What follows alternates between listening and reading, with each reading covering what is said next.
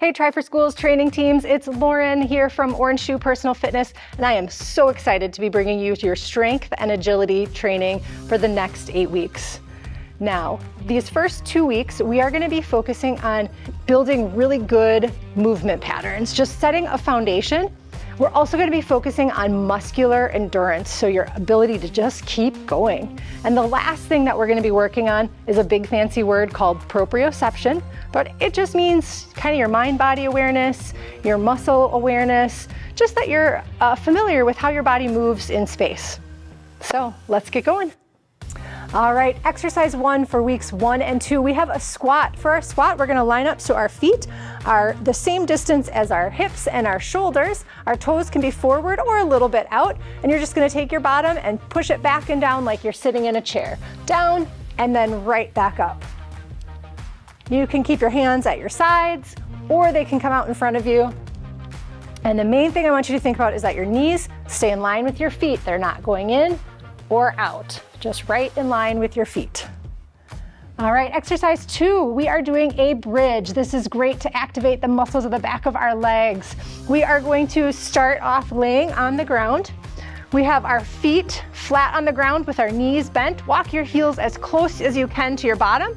And all we're gonna do here is drive your hips straight up in the air and bring them back down. Hips up, back down. We are doing a side plank. For the side plank, I need you to make sure that your shoulder is right over the top of your elbow. Then you have 2 options here. First option is that you can bend your bottom leg so that your knee will stay on the ground, okay? The kids here are gonna help us with that. And I'm gonna show you what you could do if you wanted to stack your feet and make it just a little bit harder. Then all you're gonna do is bring your hips off the floor, pushing away, and we're gonna just hold this for 20 seconds. The standing IYT is great for your shoulders and your back. We're gonna be making the letters I, Y, and T with our arms. So to start off with, we bring the arms up overhead, squeezing your shoulder blades like a letter I, back down, and then like you're making a letter Y, back down and out to the sides like you're making a T. Watch for your friends next to you, and back. That's 1 rep. You're gonna do that 5 times. For our single leg balance, you'll start with whichever leg you feel more comfortable with. Stand up nice and tall, bring the opposite leg out in front of you, and you're gonna hold this for about 10 seconds. Then you'll just switch and do the other side.